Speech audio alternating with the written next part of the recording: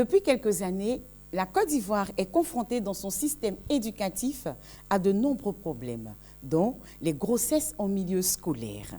Le nombre croissant dû à ce phénomène emmène les autorités à le qualifier de problème de santé publique et de développement. Mais quelles en sont les causes réelles? Quelles en sont les conséquences?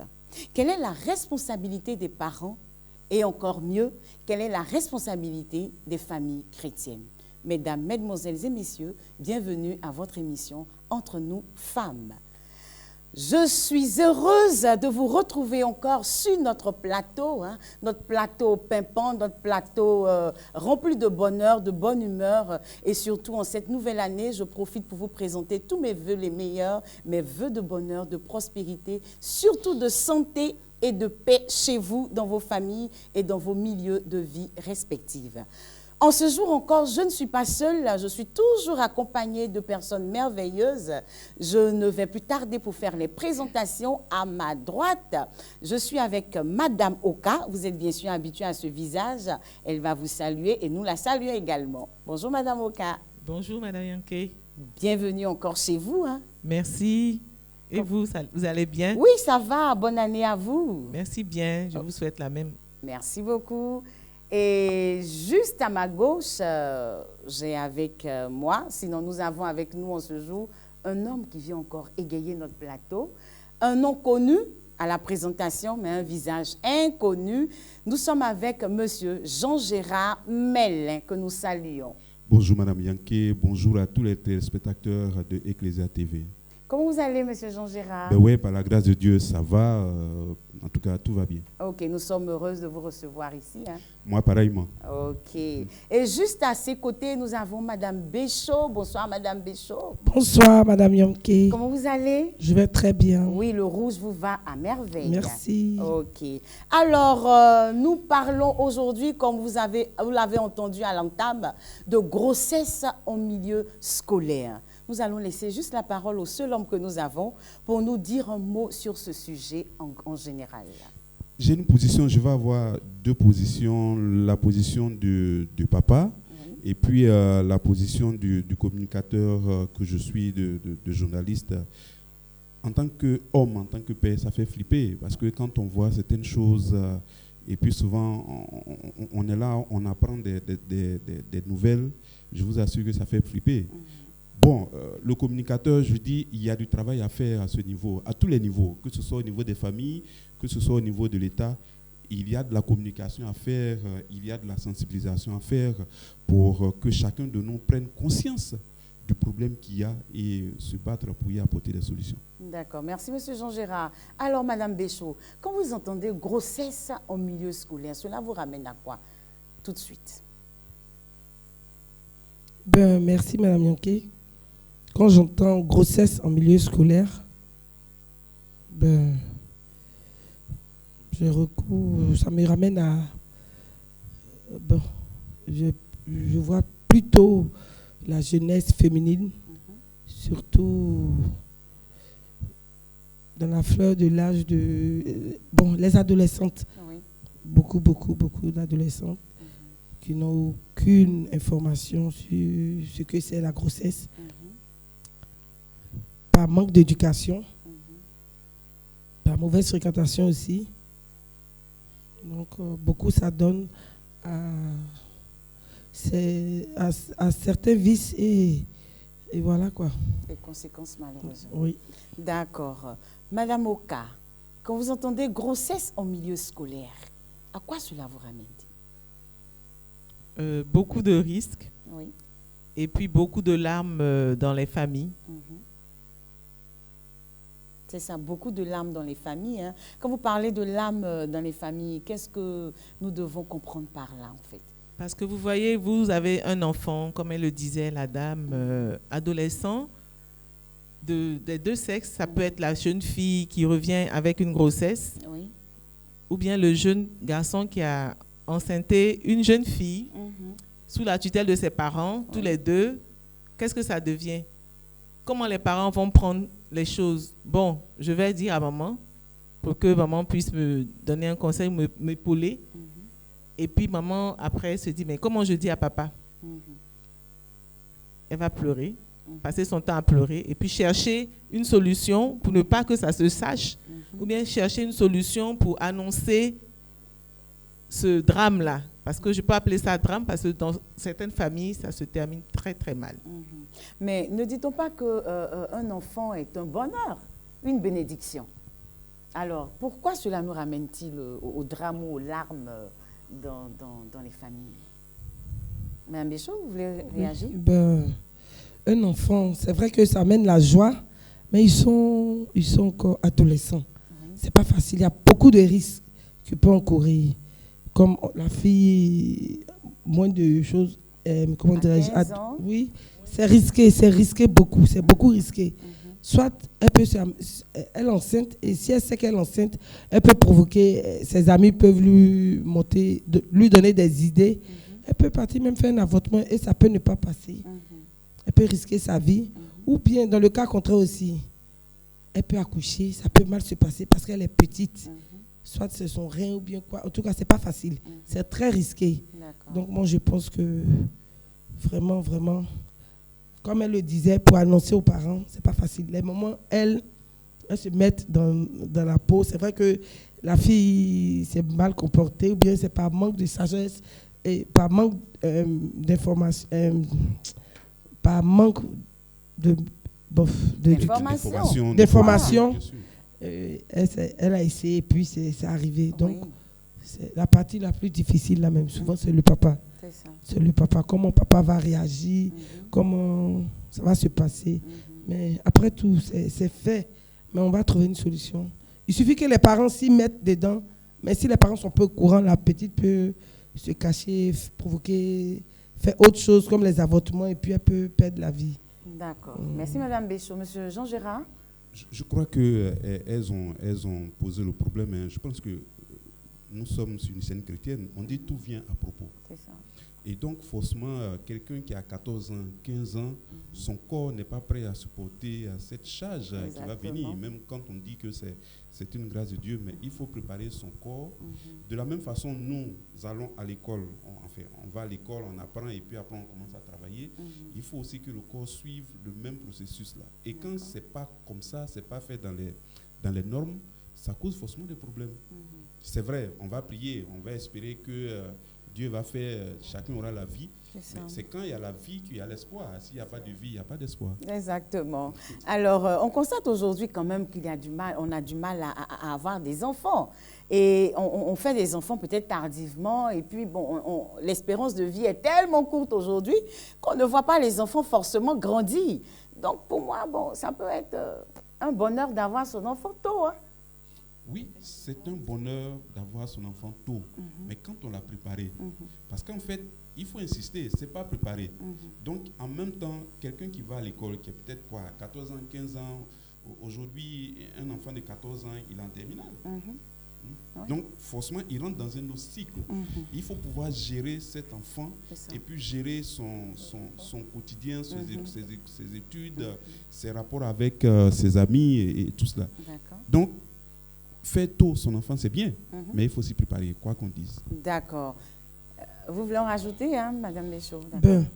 Je suis obligée, parce que ça me concerne vraiment. Ce qu'il dit. J'ai été victime. Oui, on en vient tout à l'heure, Madame Béchaud. De votre belle histoire, hein, on va la raconter tout à l'heure. Je me retourne vers Madame Oka pour lui demander, en fait, selon elle, quelles peuvent être les causes réelles de ce phénomène moi j'appelle ça un phénomène parce qu'il est tellement récurrent aujourd'hui.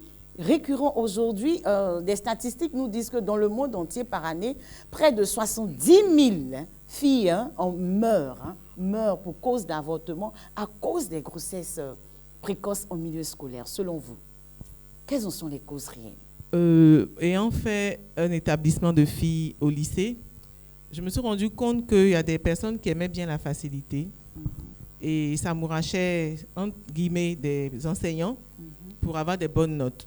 Donc, ces derniers en abusaient et on se retrouve en grossesse, responsabilité exclue, et la jeune fille se retrouve toute seule. Il y a également la pauvreté qui fait que le premier venu est le bienvenu.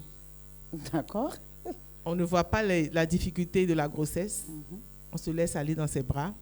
Une grossesse s'annonce, on ne le voit plus, il disparaît. Problème. Donc, ce n'est pas seulement dans les pays en voie de développement, hein. On le voit partout dans le monde, comme Mme Yanké le disait. C'est un vrai fléau. Un vrai fléau. Et il y a Mme Béchot qui a dit tout à l'heure un élément qui est l'addiction. Aujourd'hui, on a l'alcool, la drogue, et puis ça accompagné de sexe. Quelqu'un qui n'a pas toute sa tête, il fait n'importe quoi, et puis après, la fille, elle est enceinte, elle ne sait même pas qui l'a engrossée, elle ne peut pas le dire à quelqu'un. Donc, ça gâche vraiment l'avenir. Les enfants on scolarise aujourd'hui, on a des projets pour eux, et cet enfant-là qui va rentrer dans un problème pareil, on ne sait pas où donner de la tête, on est perdu. Donc, vraiment, c'est un peu ces éléments-là que je peux soulever. Je ne sais pas s'il y en a d'autres à rajouter. Moi, je pourrais même parler des mauvaises fréquentations. Parce que entre amis, que ce soit entre hommes qu'entre femmes, il peut avoir la mauvaise fréquentation peut avoir une incidence sur la vie de celui ou celle qui n'est pas vraiment très fort d'esprit. Juste un témoignage, je ne dirais pas le nom. Dans un pays, il y a une petite fille qui disait que ses amis, 14, 13 ans, trouvaient que ce n'est pas normal qu'elle n'ait pas de petite amie. Vous voyez? D'accord. Donc, quand on est en face de quelqu'un comme ça, si la personne se retrouve seule dans ce milieu-là, forcément, elle va flancher. Parce que peut-être elle va résister à un certain moment, mais après, elle va revenir à dire, mais attends, mais donc, j'ai le droit de faire, je peux aussi avoir un petit ami. Et puis, c'est parti comme ça. Si, par extraordinaire, vous n'êtes pas tombé sur la bonne personne, vous voyez déjà les conséquences les dégâts que ça peut produire. Exactement, oui. Comme il a dit, moi j'ai vécu la même chose au lycée, parce que tout le temps quand les filles parlaient de leurs gars et autres, j'avais jamais rien à dire parce que j'en avais pas. Et elles trouvaient que c'était trop bizarre. Et l'influence, comme il a dit, c'est très, très, très, très important. Quand tu te laisses influencer, ta vie peut être bouleversée pour rien. Simplement parce que les autres te titillent, tu te dis, pourquoi ne pas leur donner l'occasion de dire des belles choses de moi, et puis tu te laisses aller. Donc, c'était un peu ça mon combat, parce que moi j'avais mon objectif à atteindre. Je me suis dit, je ne les écoute pas. Elles peuvent en rire, mais j'ai rien à dire. Et c'est comme ça qu'on a fini la scolarité. D'accord. Vous parlez tantôt je peux qualifier ça de sexualité clandestine. Absolument. Voilà, sexualité, puisque les parents ne sont pas censés être au courant. C'est une force qu'on veut démontrer, on est ceci, on est cela. On assiste bien sûr souvent dans les lycées, hein, il y a toujours des gens qu'on appelle les personnes, excusez-moi du terme, chocos, des gens qui connaissent la vie et tout ça. Et quand on tombe dans ce groupe de personnes-là, voilà, ça peut nous entraîner vraiment. Vous avez parlé de l'addiction également, la drogue et tout ça. Madame, la pauvreté aussi peut. La pauvreté également. La pauvreté également, surtout. Oui. Il y a des gens qui viennent, ils sont de familles aisées, il y a d'autres qui ne le sont pas. Donc, pour coucher, même avec un prof qui te donne soit de l'argent, ou bien, pas forcément avec un prof, même quelqu'un pour que tu aies des sous, tu es prête parce que tu te dis, mes parents n'ont pas. Peut-être que si je suis avec lui, peut-être il va faire de moi une femme capable, quelqu'un heureux. Donc, il y a ça aussi, il y a les moyens, surtout ça aussi. Et un autre point, les notes sexuellement transmissibles. Oui, les notes. Voilà, qui aujourd'hui courent les rues pour avoir une note ou pouvoir avoir un canal pour passer en classe supérieure. Ça aussi. Voilà, on s'adonne à ce genre de pratique-là. Passer en classe supérieure à tous les prix. À tous les prix, malheureusement. Et même les films aussi, hein. La télévision aussi. Voilà. La télé. La télé aussi. Un élément que j'aimerais ajouter sur ce point-là, il y a des parents qui incitent leurs filles à se vendre. Oui. Parce que tes copines ramènent toujours du pain, du poulet, toi tu viens toujours les bras ballants. Une petite fille qui entend ça tout le temps, mais elle va se demander mais qu'est-ce que sa maman veut au juste, et puis elle va chercher à ramener du pain, du poulet, ça, et puis ainsi de suite. D'accord. J'ai vraiment été, pour revenir sur ce dont Madame parlait, j'ai toujours été choqué d'entendre certains parents dire ça. Maintenant tu es grande, tu dois pouvoir te prendre en charge. Enfin, grande, la personne a 15 ans, 15, 16 ans, et puis on vient lui dire, même 17 ans, je vais dire, c'est encore des bébés. Aujourd'hui, vraiment, excusez-moi, ce n'est pas une injure, mais une fille de 18 ans, ce n'est pas comme une fille de 18 ans il y a peut-être 15, 20 ans avant. Tout à fait. Donc, le milieu, ce n'est pas le même, les réalités ne sont pas les mêmes. Ça. Dire à quelqu'un, mais tu es grande, maintenant tu peux te prendre en charge, pendant que la personne est sous ton toit, tu es en train de lui dire, va te vendre. D'accord. Alors, vous me ramenez à un autre point pour moi qui est très important, l'éducation avec les enfants. C'est-à-dire les parents et les enfants, la communication sexuelle, en fait. Est-ce que nos parents africains, j'allais dire africains, n'ont pas démissionné sur ce point? Moi, je vous disais tout à l'heure, je n'en ai pas bénéficié. Alors, je pourrais dire, j'ai découvert la vie, peut-être avec mes amis. Est-ce que les parents prennent le temps aujourd'hui de parler de sexualité avec les enfants, du changement de corps de la jeune fille qui à un certain âge rencontre des choses qu'on va appeler des trucs de femme et tout ça, quelles conséquences cela peut engendrer si la jeune fille ne fait pas attention? Est-ce que les parents prennent le temps de parler aux jeunes garçons de ce qu'on appelle la puberté? Qu'est-ce que cela peut engendrer si l'enfant n'est pas sage à la maison? Est-ce que les parents n'ont pas démissionné? Est-ce que la faute n'incombe pas en réalité aux parents? Bon, encore l'homme va parler. Pour parler de démission, il faut d'abord que la chose existe. Dans nos sociétés africaines, ce n'est pas des sujets qui ont tout le temps été débattus. Donc, quand on demande aux gens aujourd'hui de se conformer aux réalités, mais à quelle réalité? Notre réalité africaine, on ne parle pas de sexualité entre papa et puis les enfants. Ou alors, bon, peut-être maman encore, ça peut aller avec les filles, mais pas avec les hommes. Vous voyez?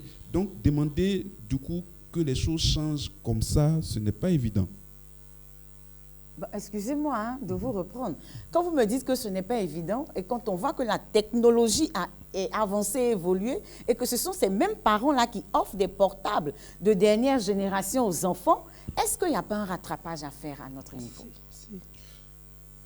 Oui, il y a un rattrapage à faire à notre niveau. Il y a une éducation à refaire à chacun de nous.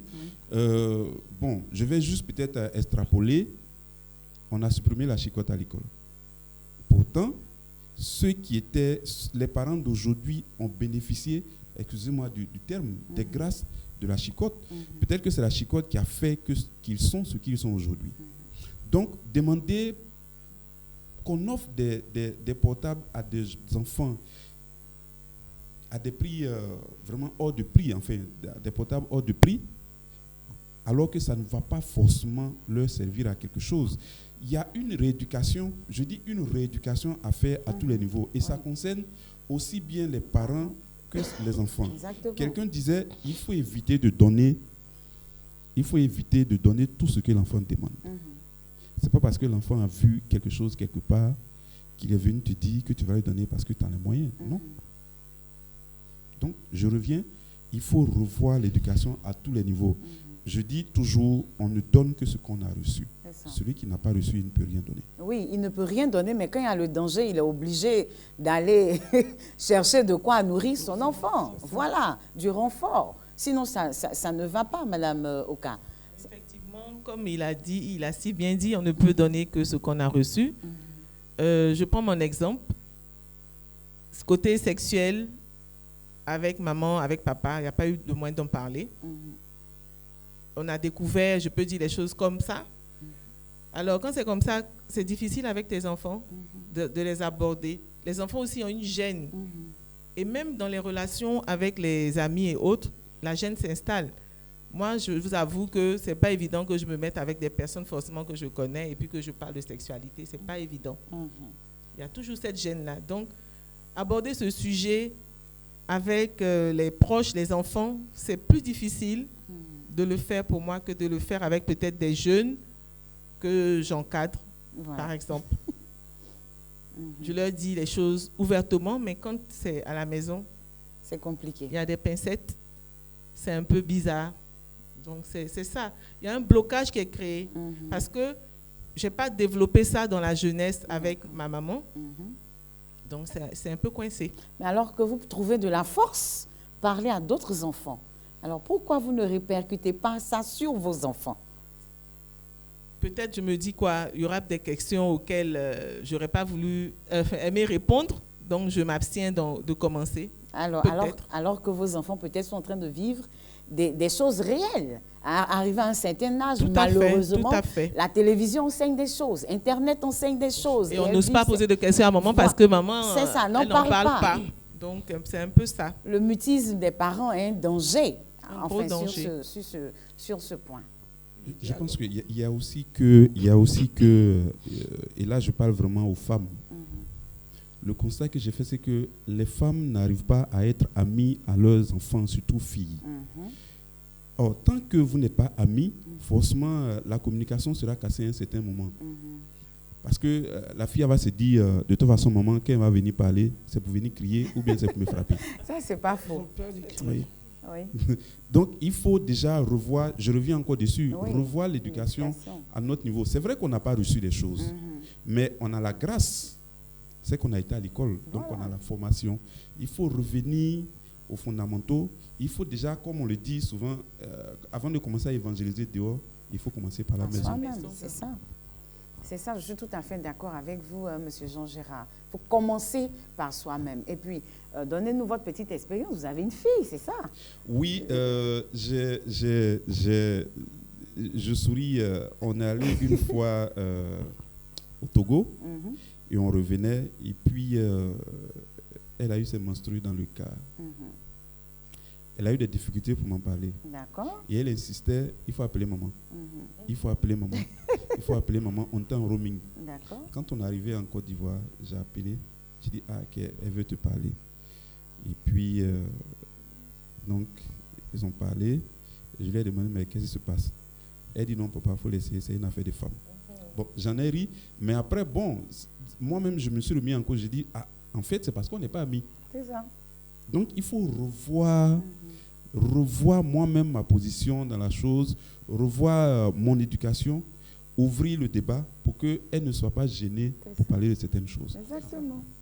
C'est ça. Alors, merci beaucoup, Monsieur Jean Gérard. Madame Béchaud, votre belle expérience. Vous avez contracté une grossesse en milieu scolaire. Est-ce que vous pouvez nous partager votre expérience? Franchement, c'était vraiment... J'étais très naïve. D'accord. Je ne savais même pas... Vous aviez quel âge? Je pense bien 19 ans. 19 ans, d'accord. Oui. Et je ne savais même pas que j'étais dans cet état-là. Oui. J'avais 19 ans. Oui. Et je ne savais même pas. J'ai constaté que mes menstrues ne venaient pas. Et je suis allée à l'AIBF, à Boaké, là, à Nimbo. Et il y a une dame elle m'a dit, tiens, fais cette piqûre-là. Et que vos règles vont venir. Elle savait que j'étais enceinte. Et moi, je ne savais pas, j'étais naïve. Donc, je me suis fait piquer tout et tout. Et puis, bon, j'avais commencé à avoir ces nausées, ces trucs. Donc, à chaque fois, maman dit, toi, tu es bizarre. Toi, tu es bizarre, tu n'es pas clair. J'ai dit, mais parmi tes enfants, là, moi, je suis la plus noire. Donc, moi, je prenais... Et puis, ça évoluait. Jusqu'au point où on m'a dit que c'est ça. Donc, à combien de mois vous vous êtes rendu compte que... à 2 ou 3 mois. 2 ou 3 mois, d'accord. Je partais à l'école. Moi-même, je partais sans savoir. Toujours... La joie de vivre. La joie de vivre, mais après, j'ai commencé à me sentir mal. Quand je vais à l'école, personne ne savait parce que j'étais toujours en pull. Ou qu'on m'a dit que c'était lorsque mes parents m'ont dit que c'était une grossesse. Donc je portais toujours un pull. Je mets mes 2 mains dans la poche. Je partais sans que personne ne sache. C'est en grande vacances j'ai accouché. D'accord. Donc quand à la rentrée on est venu, j'ai dit que j'ai accouché. On dit non, c'est faux. C'était pas facile parce que l'odeur de l'essence, il y a beaucoup de choses qui me fatiguaient, mais ça ne m'a pas empêché d'aller à l'école. Et franchement, j'étais brillante. Mais pour annoncer aux vieux, c'était pas facile. Ça a été, on m'a même dit d'aller hors de la maison avec mon bébé, tout et tout. Mais par la grâce de Dieu, aujourd'hui... Non, vous sautez les étapes, expliquez-nous. Peut-être qu'il y a des parents ou des personnes qui sont dans votre cas, qui n'osent pas en parler aux parents et qui sont prêts à prendre la décision qu'il ne faut pas.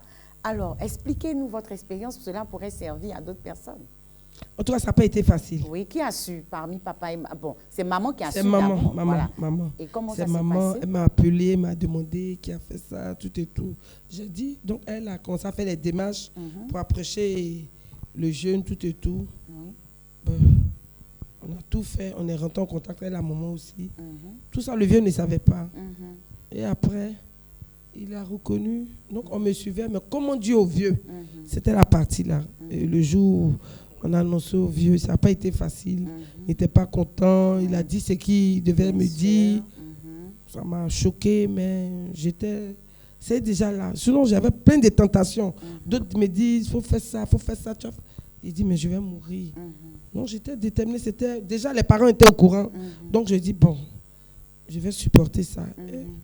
je suis allée avec ça un peu, jusqu'à ce que j'accouche. Mhm. Et aujourd'hui, Oui, l'étape où on vous a demandé de sortir de la maison, voilà, c'était quoi? Papa qui était... oui, papa qui était fâché. Oui. Papa était très, très fâché. Il dit, bon, si tu accouches, tu vas. Mais va même où tu as quitté même avec ta grossesse. J'étais en larmes, j'ai pleuré. Il y a mes soeurs même qui étaient aussi. Il y a d'autres aussi. J'étais parmi nous, il y a d'autres qui n'étaient pas contentes. Parmi nous, il y a d'autres qui avaient pitié, compassion. Tout ça là. Et puis après, c'est passé. C'est passé. C'est passé. Je partais à l'école, j'ai fait tout. Tout et tout, l'année scolaire. Et puis bon, c'est en vacances, j'ai accouché. D'accord. Aujourd'hui, l'enfant a quel âge? L'enfant a 23 ans. 23 ans. Waouh, Oui. il a quel niveau d'études? Il a un master. Il a un master. Oui. Bravo, hein. Merci, Félicitations. merci. En comptabilité. En comptabilité, Oui. d'accord. Il est la fierté des Oui. parents, Oui, des grands-parents oui. aujourd'hui. Oui, mais avant qu'il n'arrive à là, mais c'était le chouchou de son pépé. Voilà. Il ne pouvait pas s'en passer. Mais papa même là, oh, il va faire quoi un moment? Ton petit-fils ou rien. Tu vas en vacances, tu es ici. Il te dit, reviens à cause de lui. Il dit, mais non, on n'a pas fini nos vacances à cause de son petit-fils. Ils étaient tellement rapprochés jusqu'au jour où il est décédé. Là, il a laissé un message même pour dire, il faut qu'on s'occupe de son petit-fils. Tout et tout. Et il ne faudrait pas qu'il manque à sa maman, tout et tout. Mais par la grâce de Dieu, elle est bénédiction des parents. Le petit-fils aussi n'a jamais doublé. Et il fait mon nom. Franchement, je ne sais pas, les mots me manquent. Il est là, il fait honneur à ses parents. Il est là. D'accord. Ok. Félicitations à vous. Merci, hein. merci. Ça n'a pas été facile, mais Vous bon. en savez plus. Oui, bon, plus ou moins. Mais vous y êtes arrivé. Alors, félicitations. J'espère que l'histoire de Madame Béchaud pourra servir. Hein. Elle a tenu, pas d'avortement, parce qu'il peut avoir la mort derrière. Bien sûr, bien pas sûr. derrière. Et tout de suite, nous tombons dans les conséquences. Hein, les conséquences des grossesses scolaires. Hein. Il y a des conséquences terribles après sur la personne, même des filles, des jeunes garçons et même dans la famille. Hein. Monsieur Jean Gérard. Je vais rapidement, avant de venir sur les conséquences, relever un fait qui m'a marqué. C'est l'accompagnement des parents dans la situation qu'on vit. C'est capital. Je veux dire, si on passe le temps à brocader, à rejeter la personne, il y aura ces conséquences auxquelles ça va donner. Or, là, elle relève quelque chose d'important. La maman, évidemment, c'est toujours elle qui la couvre. maman qui couvre. Le papa, il a son projet, en fait. En fait, la réaction du père est normale. Il a ses projets pour l'enfant. Écoute, je me fatigue, je me bats pour toi pour que demain, tu puisses te prendre en charge. Donc, quand le projet qu'il fait, il y a un obstacle, il y a une réaction, mais forcément, en général, on revient toujours à de meilleurs sentiments. J'allais dire une déception, parce que voilà, c'est un programme de vie, un projet. Voilà. Non, donc, on pense que les choses ne vont pas se passer comme... ça. Mais bon, comme on l'a dit, Dieu merci, tout s'est bien passé, et puis c'est bien. La conséquence, moi, en termes de conséquences, je vais prendre l'exemple d'une cousine qui a eu des avortements, et aujourd'hui, elle ne peut plus faire d'enfants. Malheureusement. Voilà, elle ne peut plus faire d'enfants. Sûrement qu'elle en a envie, elle travaille, elle a une activité, mais elle ne peut plus faire d'enfants. Voilà une des conséquences réelles et véritables, parce que le corps a été abîmé, donc forcément il ne peut plus être productif. C'est ça, c'est clair. C'est clair. Madame Oka, Madame Béchaud, les conséquences que vous savez, si vous avez des expériences et tout ça? Mais comme monsieur le disait, le fait de ne plus en avoir après, il y en a beaucoup qui sont dans ce cas-là. Exactement. Et je me rappelle une fois, une jeune dame qui était toute triste, qui est venue à mon lieu de travail, à qui j'ai posé la question de savoir pourquoi elle était dans cet état. Elle m'a dit qu'elle était enceinte. Bon, je ne voulais pas aller plus loin, mais j'ai senti qu'elle avait envie de parler. Elle m'a dit que le monsieur n'en voulait pas, alors qu'elle était à plus de 10 avortements. Wow. Elle ne voulait pas aller pour cette fois-là.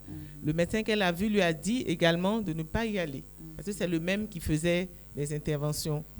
Donc, je lui ai demandé comme ça, est-ce que je peux appeler le monsieur qui t'a enceinté? Elle m'a dit oui. J'ai pris le numéro, je l'ai appelé.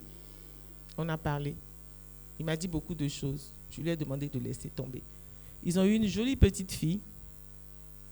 Malheureusement, après, elle m'a dit que le monsieur est décédé quelques années après. Mais ils ont eu leur enfant. Il a beaucoup aimé l'enfant. Il n'en voulait pas parce qu'il parlait du comportement de la fille, mais il a beaucoup aimé son enfant finalement. Et elle a eu son enfant, alors qu'elle pouvait ne plus en avoir, comme il a dit, pour la dame. Et il y a beaucoup de cas comme ça et c'est déplorable. C'est déplorable. Et aussi, ajouter que évitons d'être des parents, comme on dit dans certains films qu'on a regardés, Kadhafi, des parents coriaces, parce que ça effraie les enfants. Aujourd'hui, aucun parent ne veut pour son enfant ce genre de situation. Mais ça peut subvenir. Mais quand c'est là, comment faire pour aider l'enfant au lieu de le chasser, au lieu de lui dire des méchantes choses seulement à chaque fois? Sachant qu'une femme qui atteint un enfant a besoin de beaucoup d'amour, beaucoup d'attention. Sinon, l'enfant, il en pâtit. Comment faire pour cela? C'est de, évidemment, parler, comme on l'a dit. Mais si c'est là, comment on fait? On ne va pas jeter l'enfant que Dieu nous a donné. C'est ça. Ce n'est pas pour encourager les jeunes filles à aller vers les hommes, Bien sûr. fermer les yeux et puis se faire enceinter, mais pour leur dire que les parents sont là. Quand on a peur d'en parler avec eux, trouvons quelqu'un à qui en parler, qui peut nous aider à aller parler à ces parents-là, à ne pas aller avorter et puis perdre la vie ou bien ne plus jamais avoir d'enfant. Perdre la vie, c'est plus grave. Mais quand on perd la vie aussi en étant vivant parce qu'on ne peut pas avoir d'enfant, ça c'est une autre chose encore. Exactement. Donc c'est un peu ça.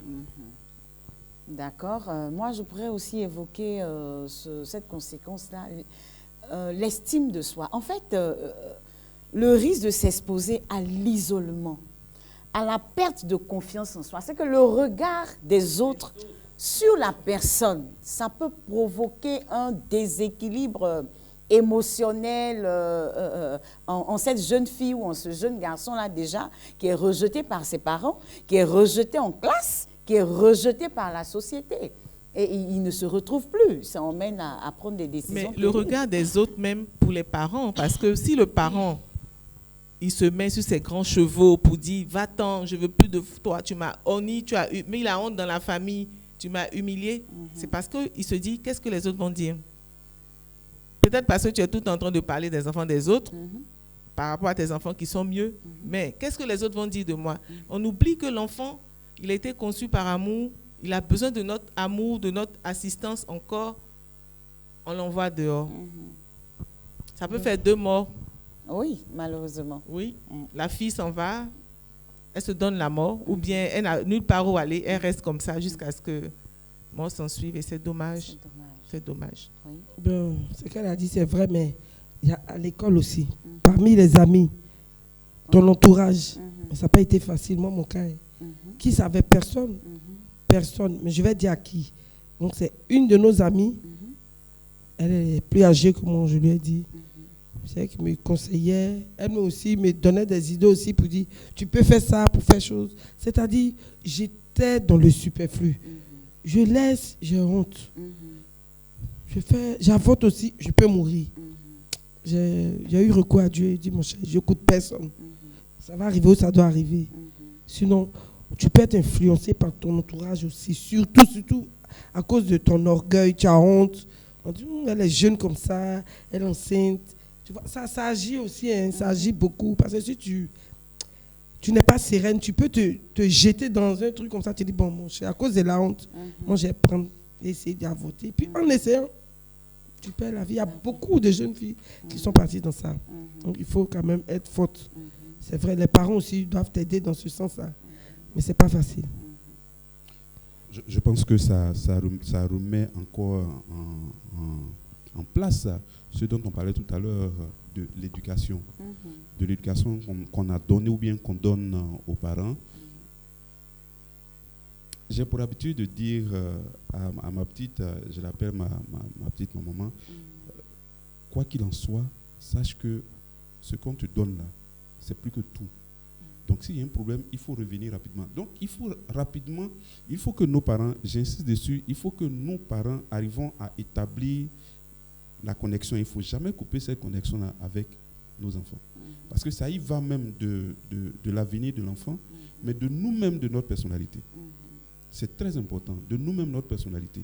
Si on se met sous nos chevaux, on te donne tout matin, je te donne tout, donc de quoi as-tu besoin? Mais ça ne suffit pas. Nous-mêmes, on sait. Nous-mêmes, en tant que grands-parents, des grandes personnes, ce qu'on pense avoir tout, mais en fin de compte, on se rend compte qu'on est perpétuellement en train de chercher, de demander. Il faut arriver à mettre l'enfant en confiance, à surtout la mettre face, ou bien le mettre face à ses responsabilités. Qu'elle comprenne, ou bien qu'il ou elle comprenne que voilà ce que je veux atteindre. Il faut que je me donne les moyens d'atteindre cela. Maintenant, il peut arriver qu'il y ait des problèmes durant le parcours. Il faut redonner la possibilité à l'enfant de se confier. Qu'elle n'aille pas prendre son conseil dehors, mais que la maison soit son sanctuaire. C'est important. C'est important.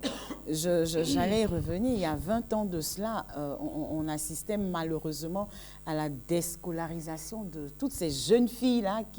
C'est une des conséquences, qui prennent des grossesses et là, ton avenir est fichu. Et malheureusement, elles répercutent la frustration sur l'enfant qu'elles ont porté. C'est que l'enfant entend du matin au soir, tu es la cause de mes problèmes, tu es la source de mes problèmes, et ça devient un enfant aussi frustré dans la société. À cause de toi, je n'ai pas réussi. Voilà. C'est un problème de société en plus. Voilà. Vous savez, dans ma famille, il y a un monsieur qui ne mettait pas ses filles à l'école parce qu'il estime que les filles sont faites pour le mariage. Donc, il n'a aucune raison d'aller dépenser encore pour ça. Donc, vous voyez que s'il en a eu 10, les 10 filles ne sont pas parties à l'école. C'est ça. Vous voyez la frustration que ça peut créer. Si la fille n'est pas elle ne prend pas de la hauteur, vous voyez ce que ça peut répercuter comme conséquence sur la vie des enfants qu'elle va faire. Donc, déjà, quelqu'un qui se bat pour te mettre à l'école, et puis tu te retrouves dans cette situation, maintenant, lui, ça règle son problème, c'est un bon débarras. Viens t'asseoir, c'est ce que tu voulais faire. C'est clair.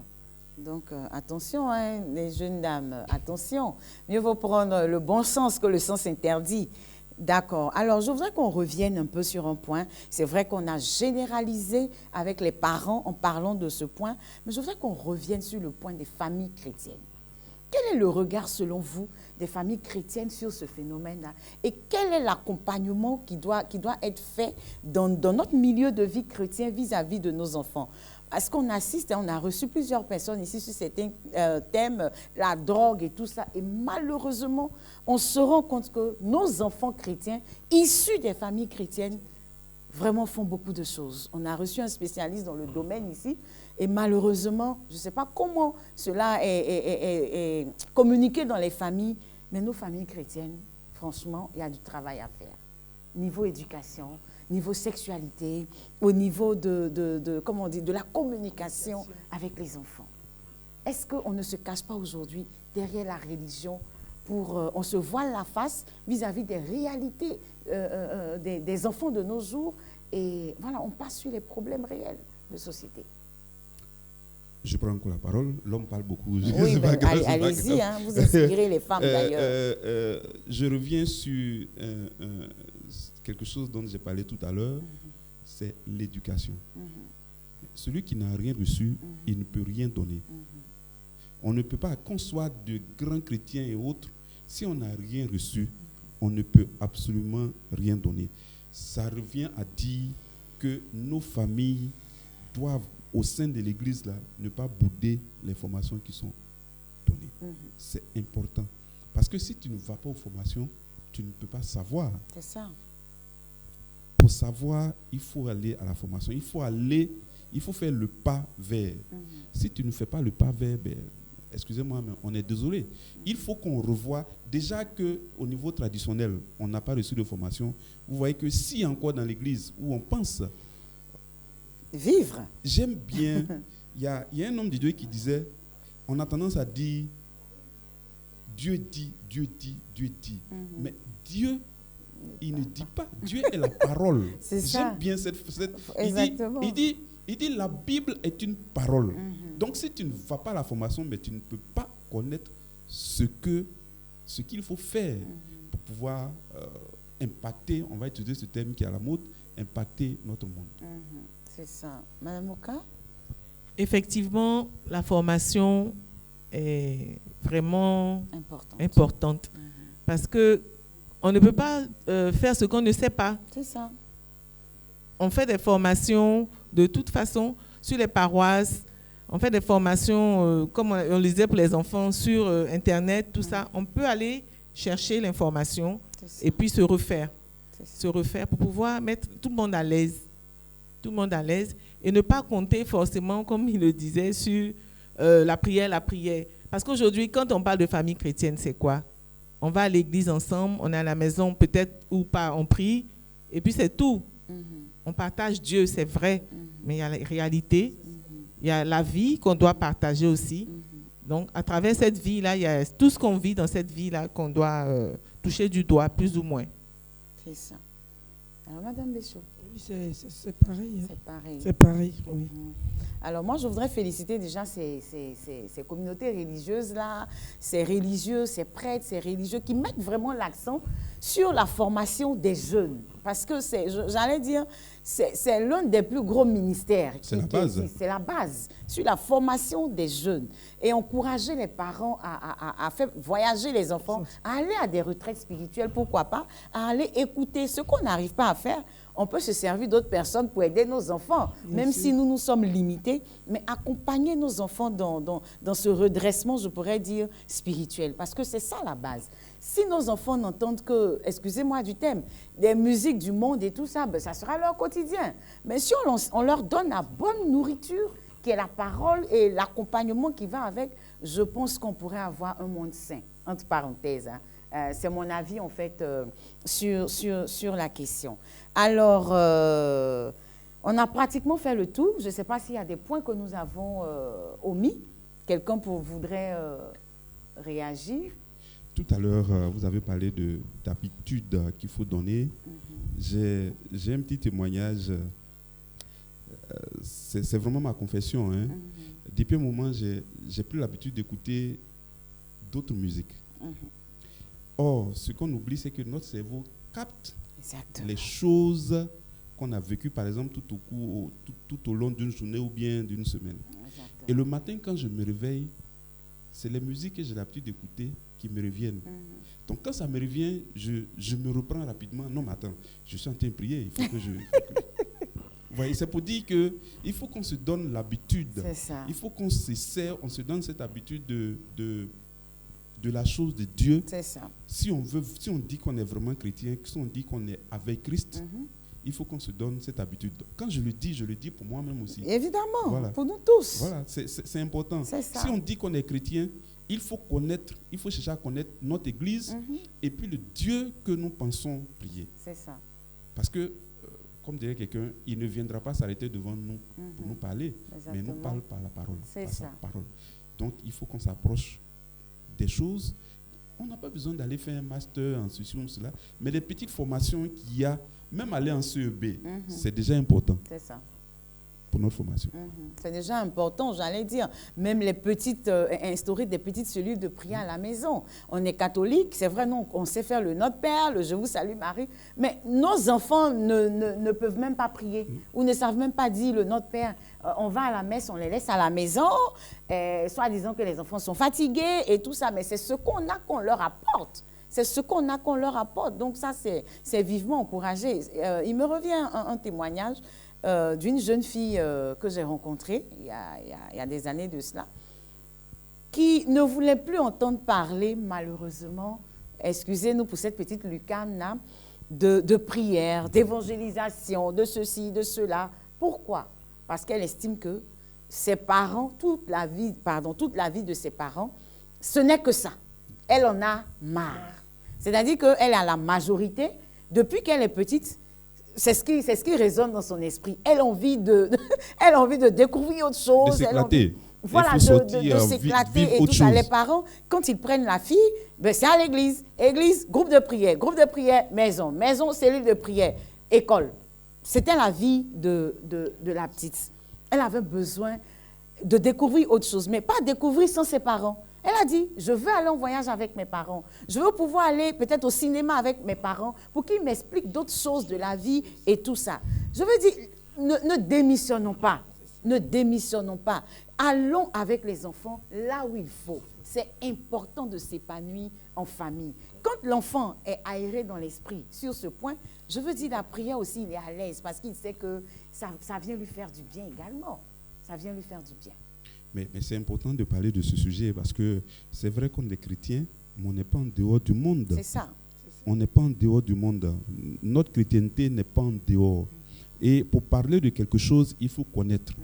C'est pas parce qu'on va au maquis qu'on est, excusez-moi le terme, hein, qu'on est sataniste ou autre. Ça dépend de ce qu'on va y faire. Donc, et c'est bon qu'en famille, il y ait ce genre d'occasion pour changer.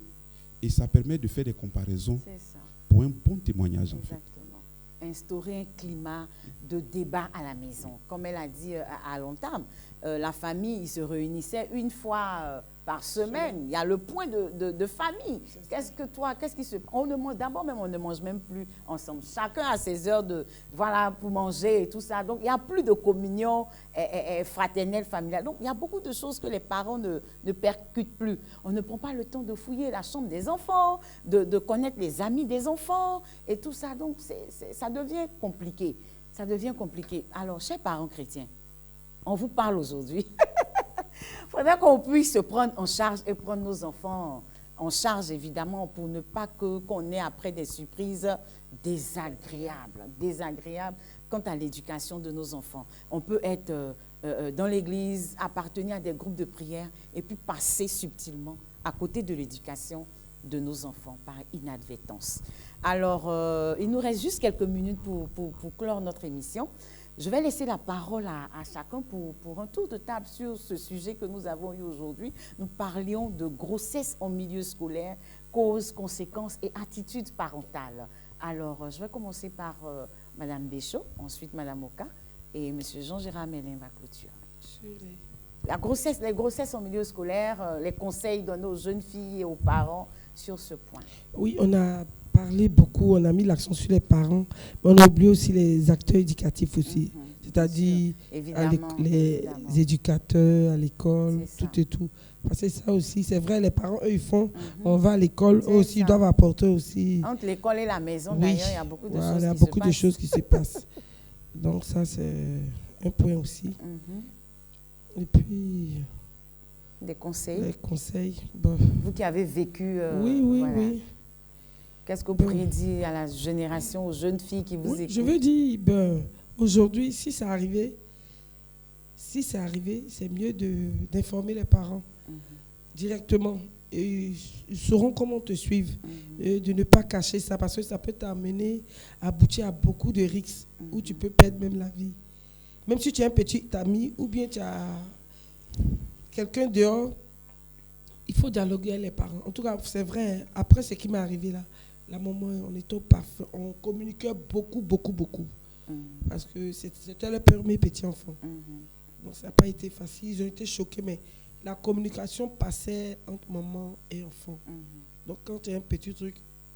Communiquer avec maman. C'est comme ça. Merci à vous, Madame Béchaud. Je souhaite demander à nous parents d'aider nos enfants à s'épanouir. L'épanouissement, c'est dans la communication, comme on l'a dit. C'est dans les échanges multiples. Et on peut s'affirmer comme ça, on peut réussir. Parce que ne pas communiquer étouffe. Quelqu'un qui a envie de dire des choses qui ne sait pas parce qu'il y a un regard de maman ou papa qui s'abstient de parler, il va le dire à qui? Il peut peut-être écrire ou bien aller le dire à quelqu'un de dehors. Et aussi, à côté des grossesses, on a des maladies comme le VIH. C'est ça, les conséquences. Qui sont des maladies terribles qui ne se guérissent pas. L'hépatite même. L'hépatite aussi. Donc quand c'est comme ça, la jeune fille ou le jeune garçon, qui a chopé ce virus-là fait comment? Sa vie est condamnée. Que les enfants pensent à cela. Quand on parle d'abstinence, souvent les jeunes, les grands même rient. On dit ça ne peut pas se faire, ça n'existe pas. C'est possible. C'est possible. Voyons le côté des maladies aussi pour prolonger notre vie. Donc que la jeunesse puisse en tenir compte. Voilà. Merci Madame Oka. Monsieur Jean Gérard. Je vais donc prendre chaque partie de notre structure, de notre société là. Exactement. Les éducateurs, on en parlait hors antenne tout à l'heure. Il faut que chacun sache véritablement ce pourquoi il est là. Aujourd'hui, c'est malheureux, mais ça fait mal de voir, quand on était petit, bon, je ne veux pas faire de l'histoire, mais c'était difficile de s'arrêter devant son maître ou bien son professeur, et puis jusqu'à même aller à le tutoyer. Aujourd'hui, c'est des choses qui arrivent, mais je me dis, quand ça arrive, c'est parce que l'autre n'a pas su connaître sa place que c'est arrivé. Il faut que les éducateurs, je les mets dans ce grand moule-là, vraiment connaissent leur place, parce que c'est eux qui donnent le savoir. C'est ça. À nos parents, écoutez, c'est vrai qu'on n'a pas reçu, mais notre monde aujourd'hui fait qu'il y a des éléments que nous avons qu'on n'a pas hier. Mettons ces éléments à la disposition de nos enfants.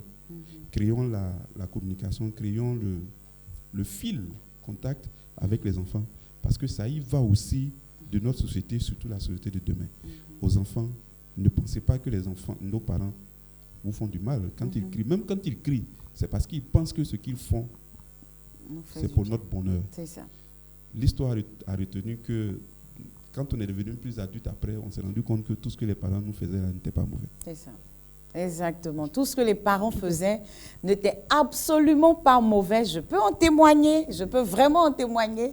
Alors, moi, j'ai une adresse spéciale à toute cette jeunesse-là qui nous suit aujourd'hui. C'est vrai. Il est bien beau de suivre la mode, mais la mode n'est toujours pas bonne à suivre. Alors, nous sommes chrétiens, focalisons-nous sur la parole de Dieu et marchons selon les préceptes de l'Éternel. Vous comprenez? Parce que vivre selon le monde d'aujourd'hui peut nous créer des problèmes énormes à l'avenir. Évitons de contracter des grossesses. En milieu scolaire, les parents investissent sur nous, les parents investissent sur notre avenir, alors faisons leur plaisir. Nous aurons le temps de jouir de ce moment-là, de ce bonheur quand nous allons construire nos familles. Que Dieu nous bénisse et surtout à vous parents, que Dieu vous fortifie et surtout prenez les bonnes décisions dans l'accompagnement des enfants au quotidien, quel que soit leur état d'âme, quel que soit leur vécu actuel, accompagner les enfants pour leur bien-être social et spirituel.